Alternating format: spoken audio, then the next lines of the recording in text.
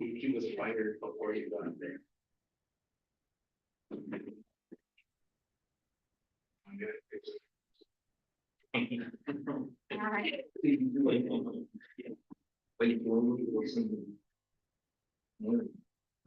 Yeah. Yeah, yeah. Podrían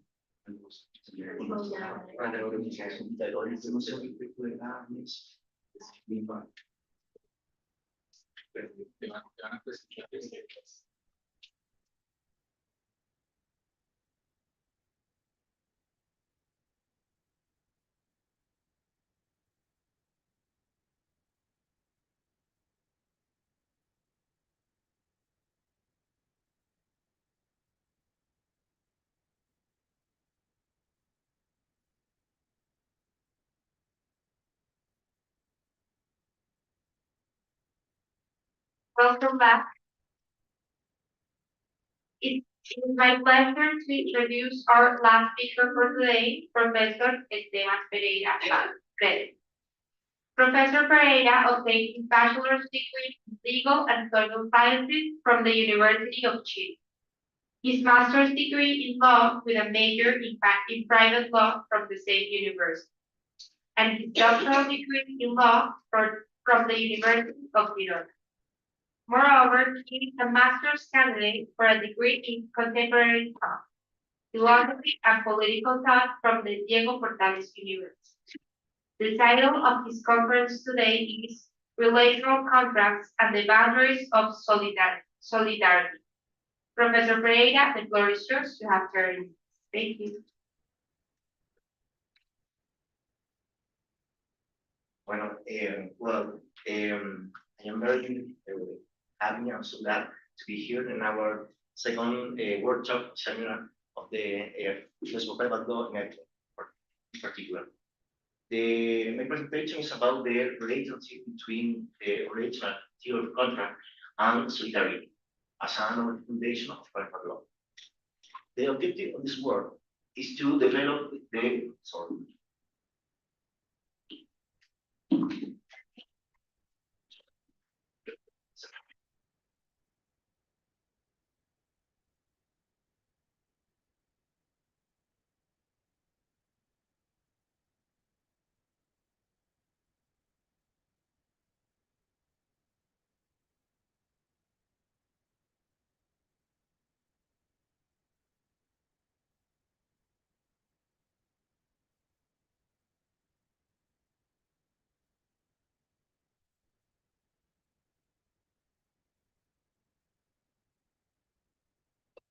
the objective of this work is to develop the relational theory of contracts, put forward by Jan McNeil and return to analyze the connection with the long foundation of contract law provided by solidarity.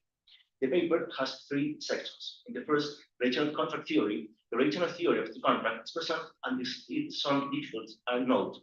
In the second, solidarity and continuity of interest. Meanwhile, the idea of solidarity is examined as a normative foundation of contract law, emphasizing its operational value related to the existence of common interest. In the third, solidarity in relational contract, ambivalence and resignation. Finally, the positive fit between relational contract and the regulative idea of solidarity is explored. As I will point out, solidarity can support the abilities that the parties have in the relational model of contract, but this allows us to refute the ambivalent character of the solidarity. Its impact on interpersonal and social relationship is less than desired aim. Is in this sense, original contract shows to justify limitation of solidarity. In truth, the space for solidarity is smaller than we might reach. One, relational contract theory. Jan McNeil has formulated relational theory of contract since 1960. The way of understanding the contract so to discuss the different assumptions of the classical contract theory, resorting to the conceptual tools and methods from disciplines that other law, for example, for instance, economy, sociology, and anthropology. Part of the expressive work that the original theory of contract has lain in the contrast from which it is posited as an alternative for the traditional ways to see the contractual bond. According to McNeil, they are discrete, contract and relational contract. The classical thesis of the contract understand it in discrete terms, while the relational theory, on the other hand, considers that the contract is relational. The discrete contract is made up of strangers who have no previous ties with each other, nor will they have relationship in the future. They travel in opposite direction, and after the exchange is made, they continue on their paths without expecting anything more from each other, or nor seeing each other again. As Magnet pointed out, each has much feeling for the other as a Viking trading with a Saxon. The bond begins and ends in the same moment. There is therefore no contract that establishes or further a relationship between them.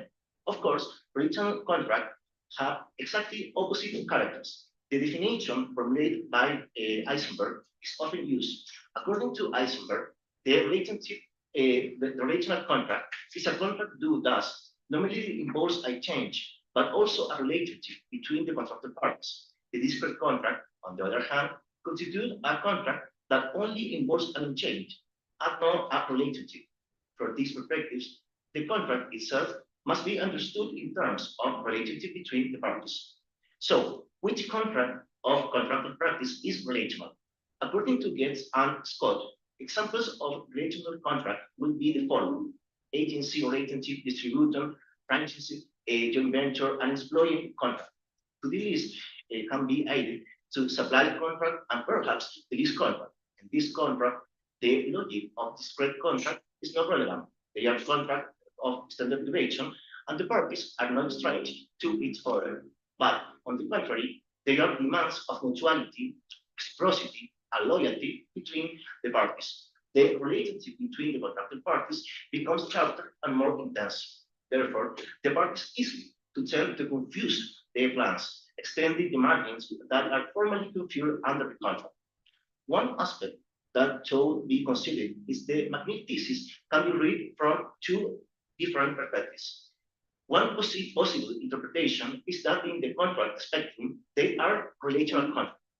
Another interpretation is that all contracts are relational. The first can be understood as a weak thesis, while the second corresponds to a strong thesis. As can be seen, the strong thesis can also take on two directions, since if all contracts are relational, they would be so on equal terms, or to a different extent. The word, they are all equally relational, or they are contracts that are more relational than others, although they are all relational in some degrees. Of course, the weak thesis might be irrelevant. Indeed, relational contract exists, just as there are employment, supply, and distribution contract in our contractual relation and reality. But its verification in the universe of the contract does not say anything substantive regarding the role of the relational element in the identification of the contract or contract law in general. The dual theoretical framework used by the relation theory of contract justified in the contrast that mediates between the classical and contemporary contracting. While the first is configured by daily directions transactions about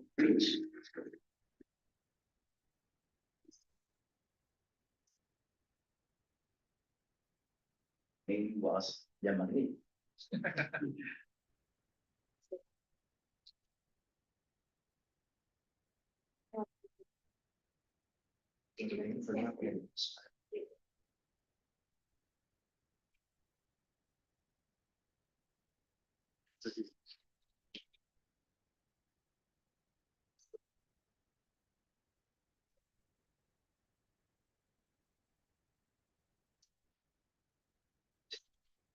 Sí, ya lo aquí. Yes, please.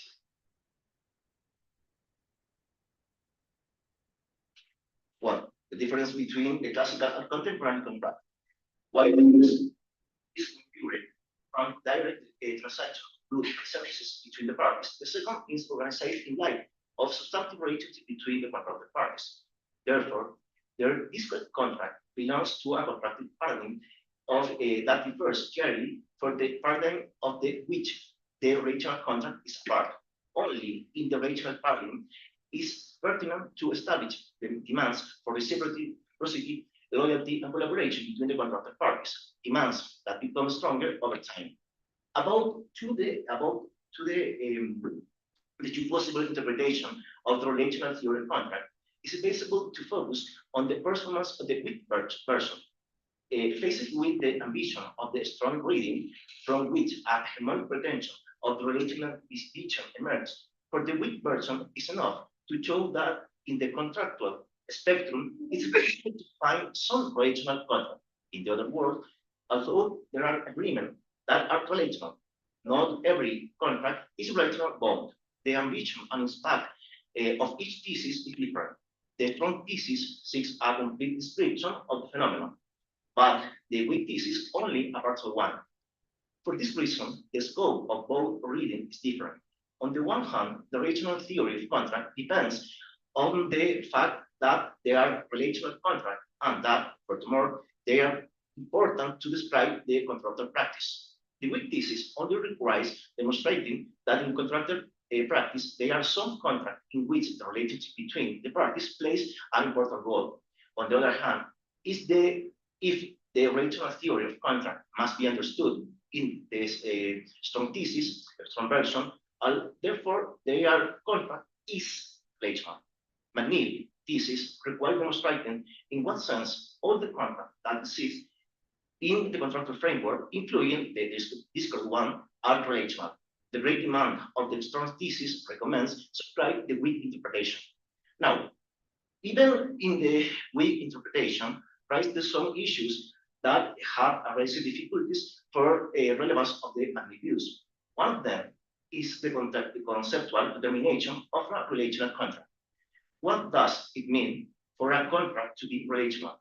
This challenge seems to depend when and under what terms does a contractual relationship transition from a simple change to a real relationship between the parties. The idea of relationship requires additional consideration for its conceptual clarification. Naturally, every contractual link involves a relationship, even if a brief, discrete, sporadic, and transactional in nature.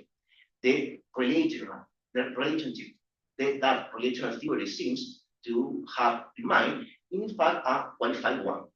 Since hence the contract as a mechanism for coordinating interest between the parties becomes something more. There is a normative dimension to the relationship to the relational of contracted thesis. This observation reinforces the concern that exists about the relevance of the relational theory of contract. As well, I have suggested that it's better to talk about the relational background or relational context than relational contract to capture relational aspects that find meaning in this context. For instance, the idea of collaboration between the contracted parties and a special sensitivity to the context. All in all, the debate regarding the normative foundation of contract law can show the relevance of the relational claim, contribute to highlight of the relational vision of contract. Solidarity, by the way, can show the relevance of the relational claim. 2. Solidarity and continuity of interest. The theoretical reflection on solidarity is generous. This involves concern relating in problem in philosophy, sociology, anthropology, and politics, among others. Therefore, any study that resorts to solidarity will be incomplete. However, solidarity plays a role in the philosophy of contract law for its own normative foundation. After all, solidarity constitutes one of the models of normative foundation of contract law. Its best course serves to confront the supposed unitary normative foundation one would have the contract law according to the traditional way to understand it. It's in individualistic terms, solidarity organized in a different way the demands and requirements about what we owe to each other. At this point, continuity between the interests of the parties is crucial. Solidarity promotes joint participation in the benefits obtained, as well as arching the losses resulting in the execution of the certain action. Joint action within the framework of the relationship of solidarity presupposes the existence of a common interest between the participants. This point of view has been observed by the studies concerned with solidarity, arguing that solidarity relationship presupposes a distinctive element, namely the continuity of interest in its participants. Faced with the individualistic foundation model that frames the sharp demarcation between the interest and the personal interest and that the other's ontological dimension, and the predominance of the self-interest over than the other normative dimension, solidarity rejects a both dimension of individualistic philosophy. When an agent must act jointly in favor of another, isn't not done for the interest of other, but the interest shared between both participants in the vote of solidarity. Therefore, it is possible to observe that solidarity presupposes a type of relationship whose nature is qualified. Its operational value is the existence of the continuity of interest between the agent involved in the link. A relationship in which joint demands can be basically placed in a special kind of interpersonal or social relationship that is one that is made up of shared interest between those who participate in the bond. The duties of solidarity are, in this sense, peculiar because they assume the existence of a common interest between the person carrying out the action and the person who can benefit for their activity. Therefore, solidarity seems to offer a great potential for justification than it can truly provide to ground our relationships. Its application depends, then, on compliance with the operance barrier in any great solidarity related. The problem, as may be suspected, is that as a result of the individualist established to the modernity, the split between interests together with the permanence of the personal over than the others seems to fit comfortable with the way we conduct ourselves in the daily basis. Also, the message of solidarity is stable. The space to establish duty of solidarity may be written in. A partial review of the studies concerned with solidarity can reaffirm the pessimistic diagnosis. In this regard, three essential visions can be used to account for the reflection of solidarity: Kant, Durkheim, and Rorty. In the paper, you can find the reconstruction of the rhythm of solidarity offered by each author. However, I would like to highlight one aspect of Richard Rorty's vision. Rorty considers that the idea according to which solidarity is expressed by an agent recognition of what she has common with another person is usually established in terms that the other is one of us. Rorty renews an essentialist model of the human condition and proposes to understand the directive according to which we have solidarity duties in favor of human beings as such, in terms of extending we to include them. Regarding people who seem to be part of the second group, we thought right to remark our similarities with them.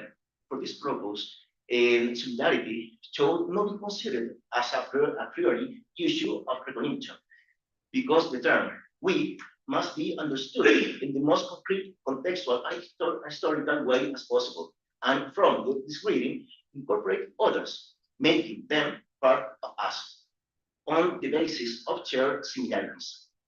What can be extracted for this consideration? Solidarity operates to the extent that I can take place for the purposes of substantive demands and duty in our interpersonal and social relationships. This depends on the existence of the community of interest among those involved. So, if this assumption does not operate, the duty of solidarity are not relevant to that type of relationship, because it's a relationship, as noted before, qualified. Its peculiarity lies precisely in that it does not take place in all types of relationships. It's one of singular character.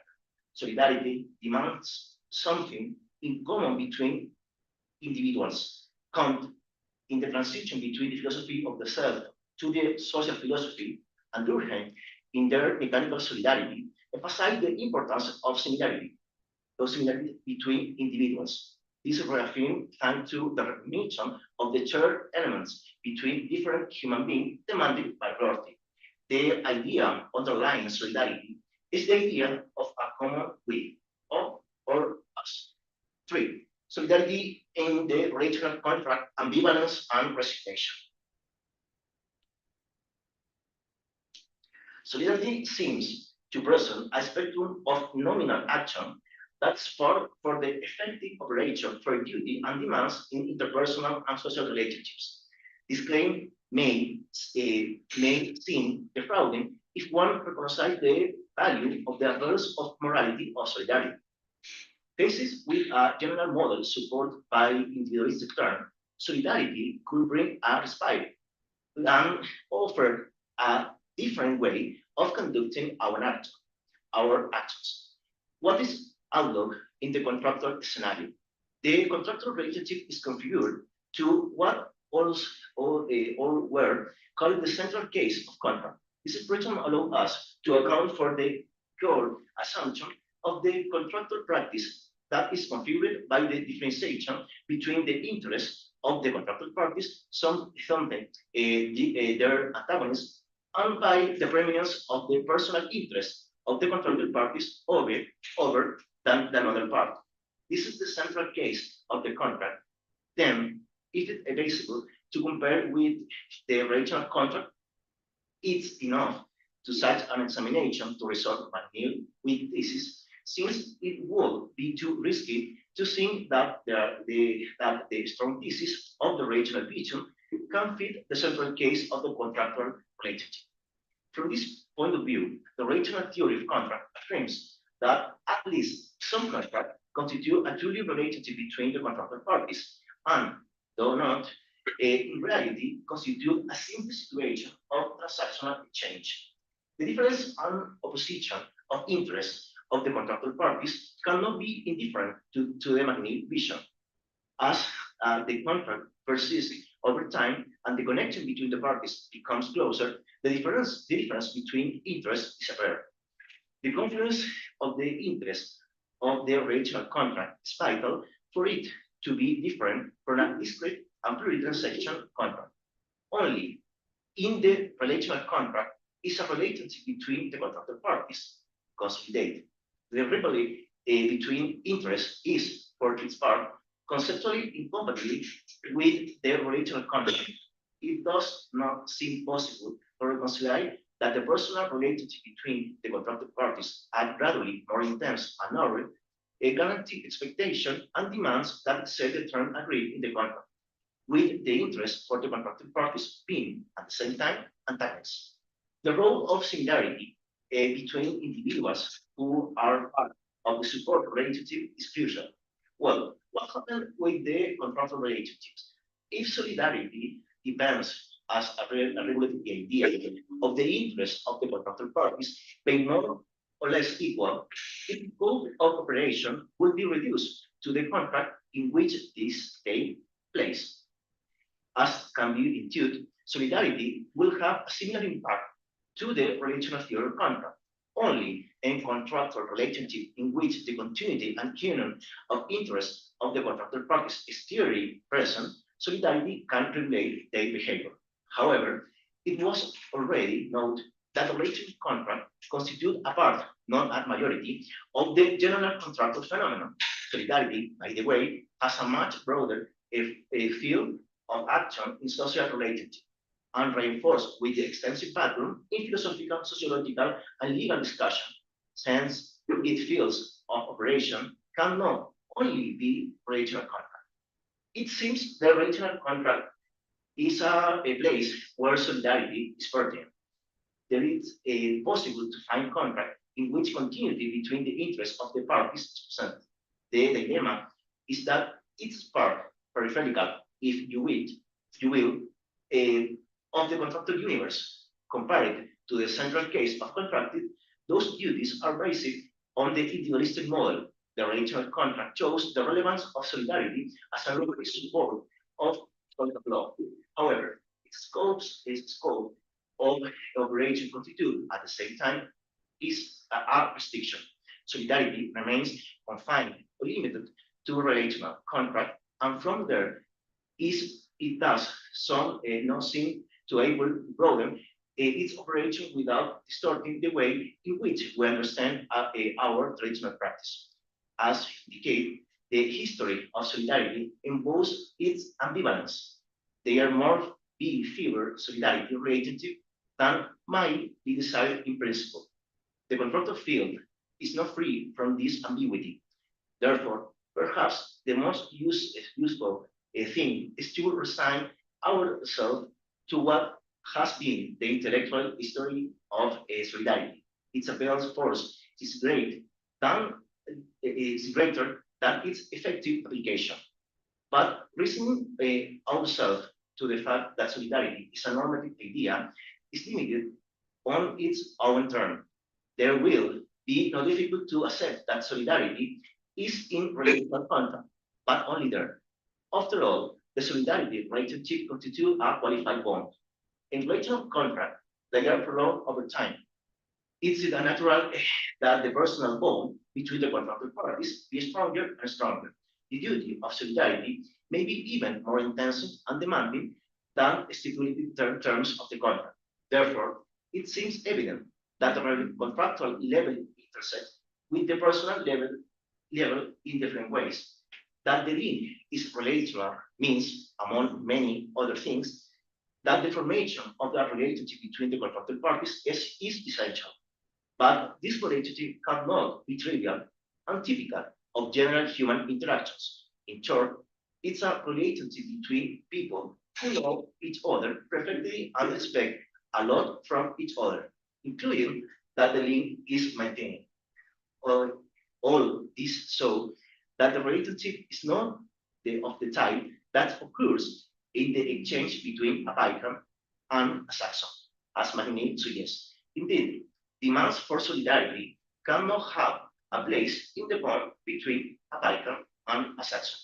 Such consideration return to a critical point of relational theory of contract that has been highlighted for the scholar. The way in which it understands the idea of relationship takes place in the relational contract misplace the specificity of the contractual relationship, making it compatible to any other link that is not even governed by law, since the observation of Eisenberg, according to which material theory obscures the difference of the contractual relationship with other kind of the human relationship.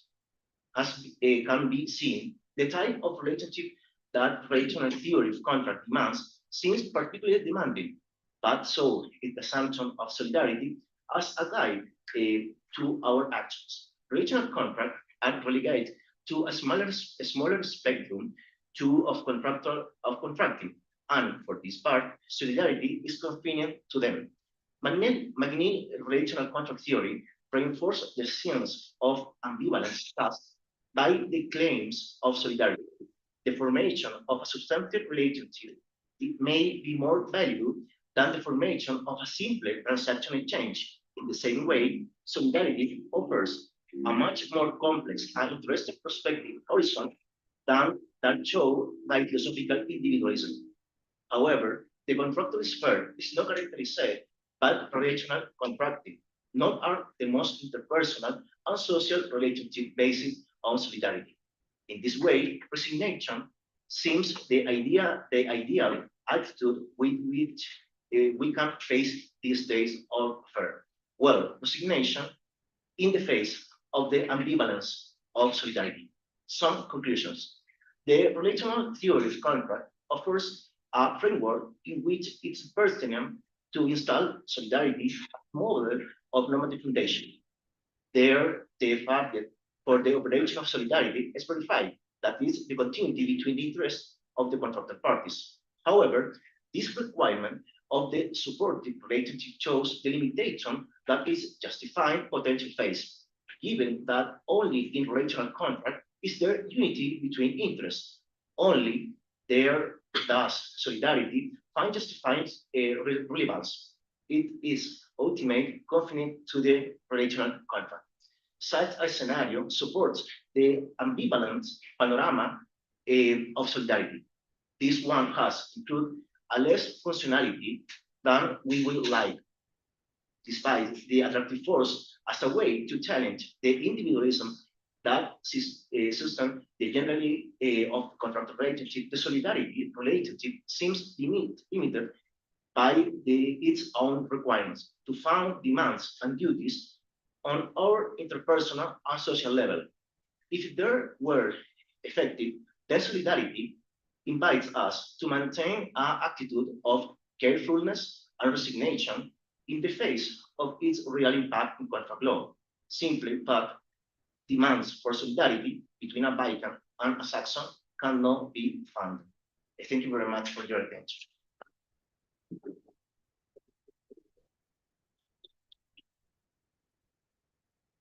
See, almost perfect.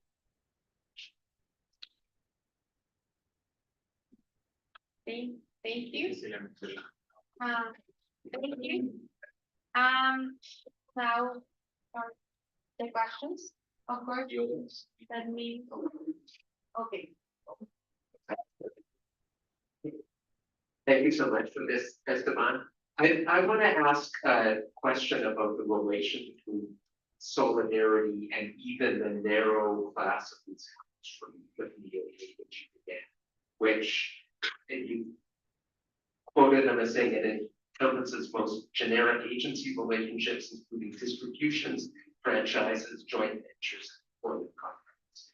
And those do seem to be a distinctive category of contracts. So they seem to be quite different than, say, the purchase of the cup of coffee and the espresso stand. And so I agree there's something distinctive. And I guess I want to ask two questions about whether solidarity helps with that distinctiveness.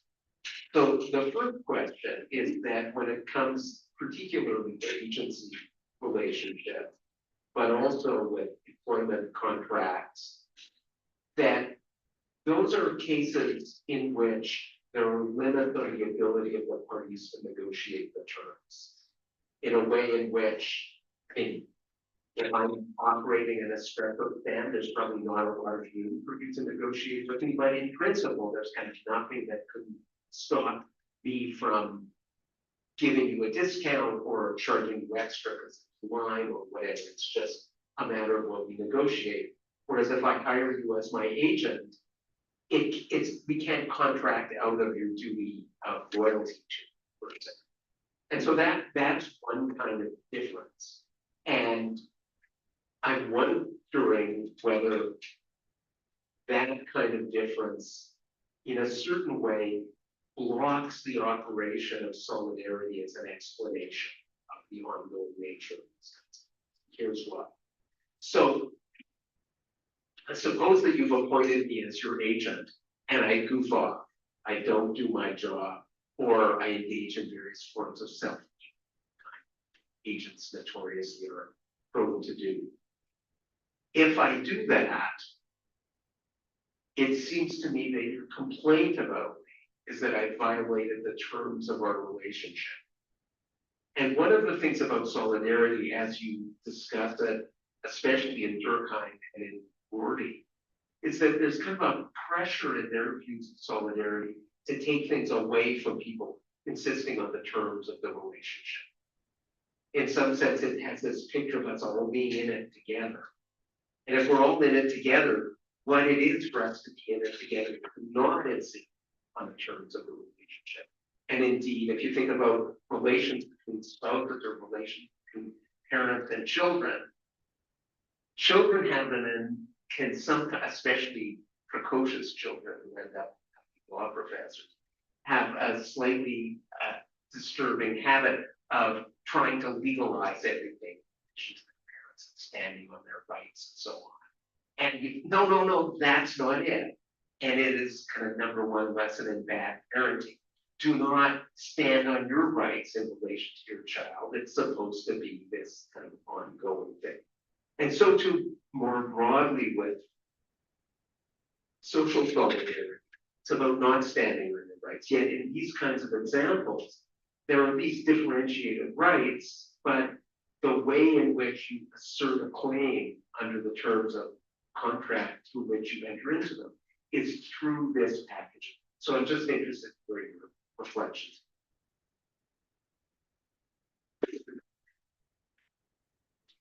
Thank you very much, Arthur. Question. I am agree with you. Agree. The list of contract are related. It's very polemic on the literate or the scholar of the international contract theory. Maybe the most specific case is a supply contract and distribution contract, but we can understand those contracts in light of a contract of a long duration or extended duration, but is trivial to say all contract which has a very important duration is, for this reason, a regional contract in particular. I think the solidarity has at least two levels, different levels. They are solidarity in the social level and solidarity and interpersonal level. For example, we can say solidarity for the humanity and solidarity with for my children, for my husband, etc. The point, the common point, I think, in the different ways to understand solidarity is the continuity of interest in particular. I think it's difficult to think the solidarity between persons or groups. There are different interests about the same thing in particular, I think. Thank you. Thank you.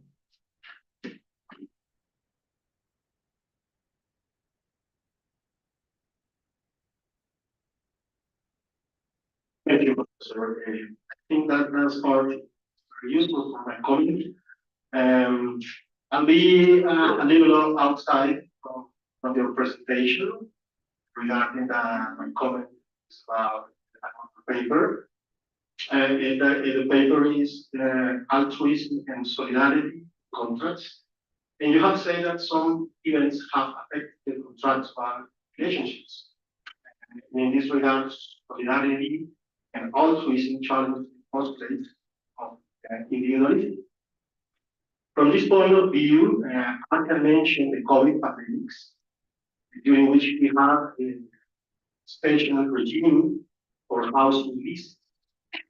And we have one hand the owner, and in the other, tenants. As a result, tenants were benefited. At that time, the principle of protection, weakest part, was applied. Besides, the principle of solidarity was also applied. I ask if the owner has in the heart, besides the interest.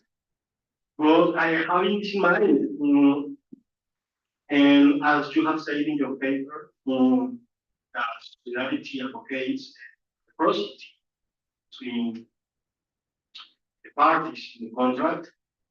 My question is, how is it possible to assume that the owner is not the weaker party of the contract, and that he does not have an affection, economic or moral, both, or in other words, to assuming that the tenant is the weaker party of the contract, is an application of solidarity or is an application of altruism? Well, I do not really, but thank you very much for the question. Well, the connection between solidarity and altruism is very difficult for the reflection of philosophical reflection, really.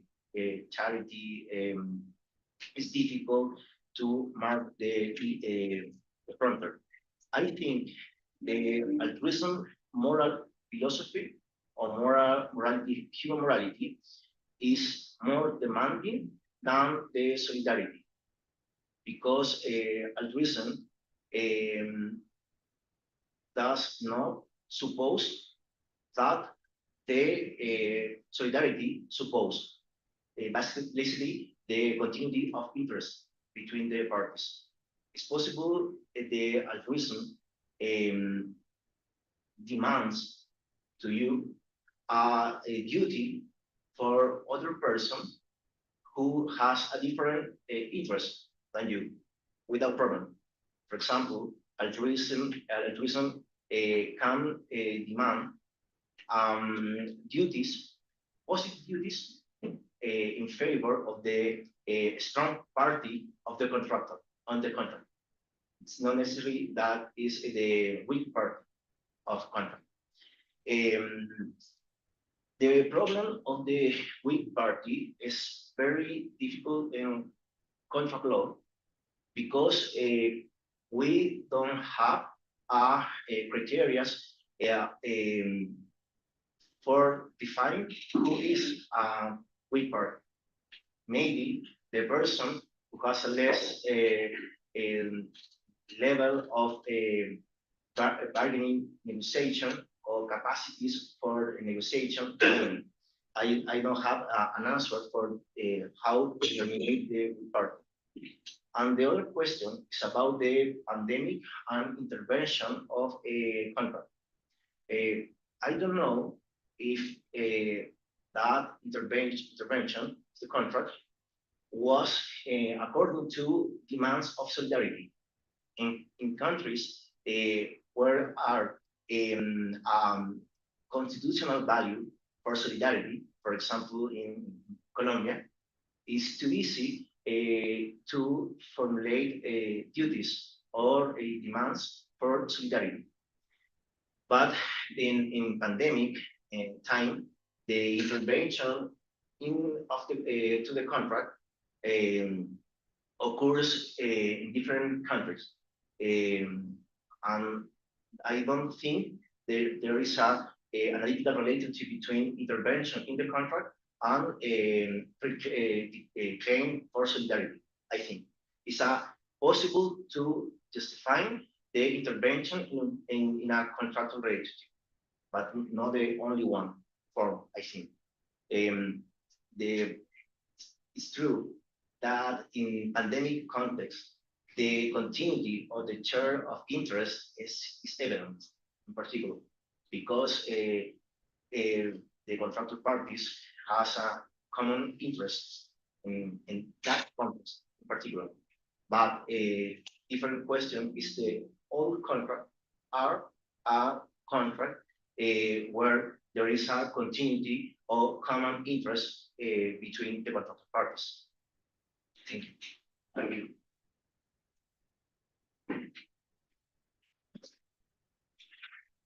Thank you, Esteban. Thank you for the presentation. So, I have doubts about this solidarity. I have one clarification, then another objection or how to call it, but I think again in the pandemic case, I don't see that there is common interest between the landlord and the tenant. I think they have an opposite interest. One wants to stay at the place he rented without paying the rent, and the other person wanted to pay. So they're clear in the position, and maybe the best reconstruction is that since this is a huge crisis, I'm not going to allow you as a landlord to enforce your rights for the moment. I don't see the solidarity that clear there. But this led me to something different that I think is in line with what Arthur told you. If you have common interest, why do you need duty? Duty is important, contract law, at least when you have opposing. Even if now you have an interest that is again my interest as a lawyer, you have a duty of loyalty anyhow. Doesn't matter that our interests differ now. So maybe instead of solidarity in relational contracts, what we have is encapsulated interest. It's a trust relationship. Without trust, some contracts cannot work. If you are my agent, I have to be able to trust. In order to trust you, I have to know that you are encapsulating my interest and there is a mutual understanding of this, and these loyalty duties are there just to make sure that we are going to act as if we trust each other. Because without that trust, without that, at least that kind of at least without the agents being moved by the interest of the other party, the contract just doesn't work. This is the objection. And the clarification is about the central case. How you use the idea of the central case of contract in the paper. Say that the central case is defined by the antagonist interest of the parties, and don't know exactly why is that the central case, or what you mean by central case? Is that the successful case contract? Because if it's done, then what happens with the relational contracts? Don't fit. They're completely pathological cases of contract, and it doesn't seem like that. It seems like, well, some contracts are going back to Macmillan, discrete. They don't need much trust between the parties. Some other contracts are much more sophisticated. They depend on many contingencies, and we need to create some environment in which trust plays a normative role. Okay. Thank you. Thank you very much, Diego. The question about the objection. I think you're right. It's a problem when we say there is a common interest, a continuity of interest, and also there are duties between the parties. The trust is one character of the relational contract with loyalty, reciprocity, mutuality, etc. I think, in particular, the common interest can demand duties for the other person, because the interest of the person who acting is the interest of the person who benefits with their action in particular. About the clarification, I am thinking about the central case. It's a model or paradigmatic model of a contractual relationship, particularly.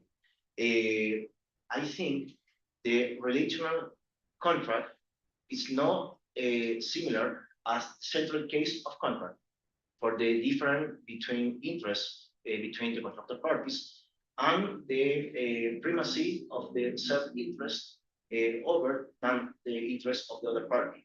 In the relational contract, really, there is one common interest between the parties.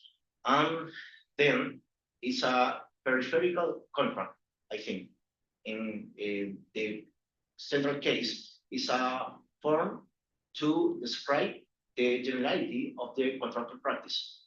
In generality, I think the contract is a discrete type or typology in particular. Can I? Yeah.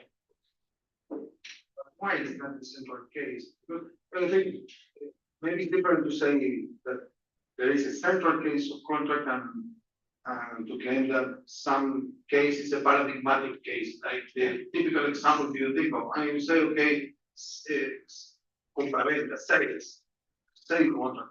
For example, there's a paradigmatic case of contract, not the central case, because it's not the only example. When you buy, someone buys and the other sells, it's not the central case. I mean, there are many central cases, contract, because contract law is too rich. There are many kinds of businesses that require different kinds of contracts, and all might be central cases. I'm not sure about the central case and paradigmatic case. Maybe there are different things. Because I would say, okay, the paradigmatic case is safe contract. And then the prenup agreement. That's not a central case or a paradigmatic case of contract. Some people in the contract interpretation discuss it's not a contract, it's a convention, it's something different, because it's not a contract, it's not out of economic policy. So this is one thing. And the other is about the solidarity, and another thing that I forgot to ask you. Again, why solidarity? Solidarity might go beyond, for example, freedom of contract. Because based on the solidarity duties, I might claim that you have a duty to renew the contract with me. Because you have to be, you cannot let me without supply right now in the worst possible situation.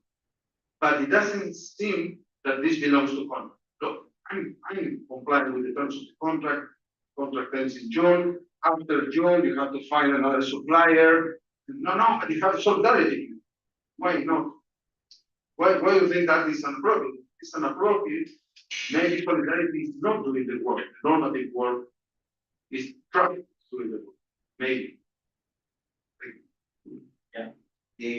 I think the expression of a central case, for example, in John Finis, the has a other dimension, normative dimension. For example, when we say that a contract as central case in the better light, for example, or it's best version of the contract on the general, I think.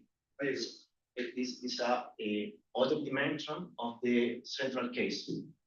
Maybe I must clarify this question.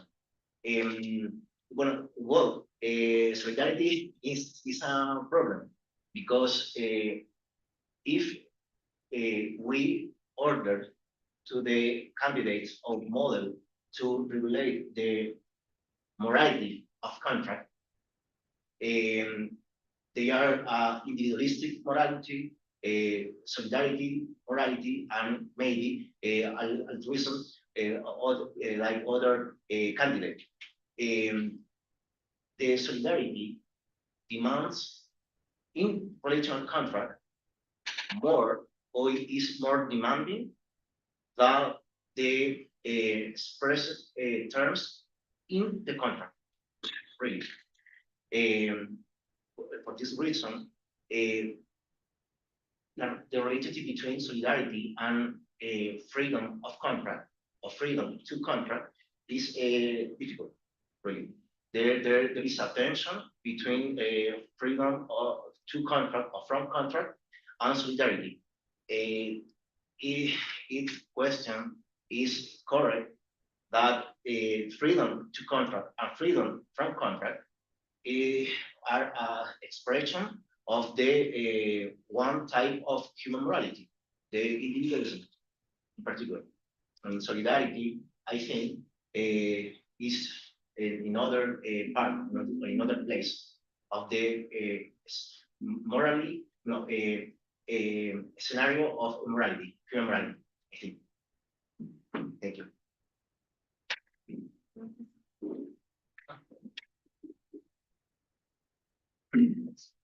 Very interesting. I'm an important person to watch out. I'm wondering if one of the puzzles here is going to how to think about reciprocity, because solidarity can strike you as something that's beyond reciprocity and really beyond contract, so that people just sacrifice altruistically because they have a shared end and they don't particularly worry. there's reciprocal sacrifices that it just was called upon you, wasn't called on somebody else, well, that's it. You have to do it because there's solidarity. If you kind of start going down a Durkheimian thing and think about groups sustaining themselves and people sacrificing for the group kind of looms large. And if you think about reciprocity, it seems to be a notion that's a bit doesn't go as far. And reciprocity sometimes distinguish two different forms. One form is it's just tit for tat. You scratch my back, I'll scratch your back. Mutual interest sustains us. It doesn't really require trust in any extensive sense. It just is that people have to see that if they were going to want to get what they want, they have to do what you want. But there's also a stronger notion of reciprocity, which is you respond to good treatment by other people in kind because they treated you well. You'll treat them well, and you can imagine something mundane like landlord-tenant relations being either one, either you and the landlord or the tenant just sort of, I'll do this for you, you do that for me, or okay, so you did something I needed you to do, I'll do whatever you ask me to do now. I'm not going to expire to whether I benefit from it.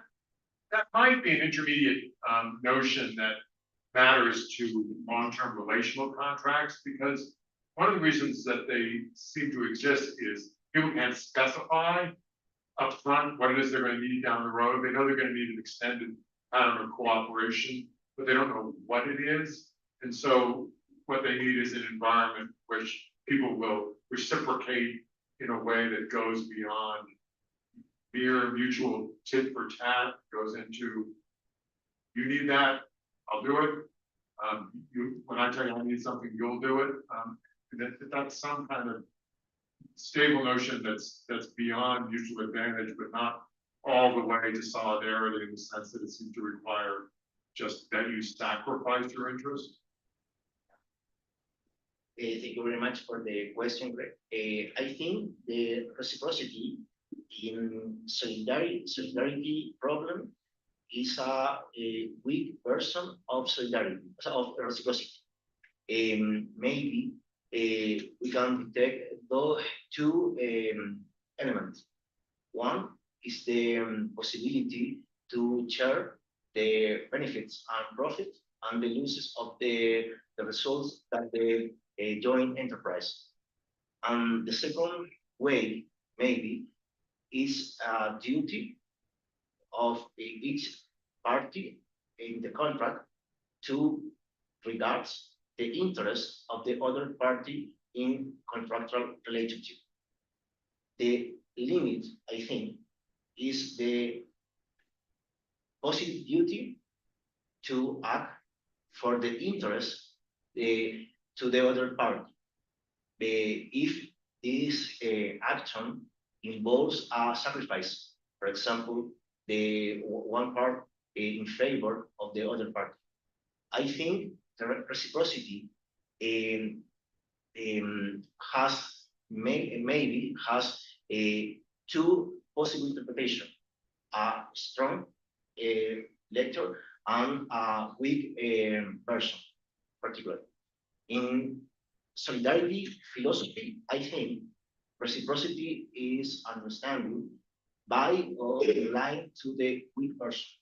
Only share the results of the contract and consider the interest of the other party. The an action, sacrifice an action for the interest of the other, maybe is a altruism problem or a demand for a altruistic point of view of the human variety, I think. Thank you.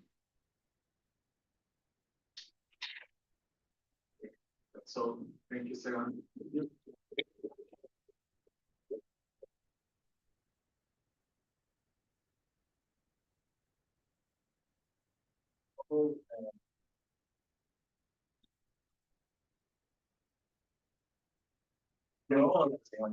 Jerry Saban. How? Yeah. Where you want to go back.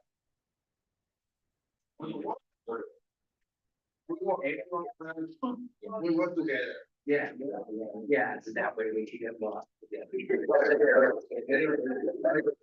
get lost. Get lost in the world. No, es fácil llegar.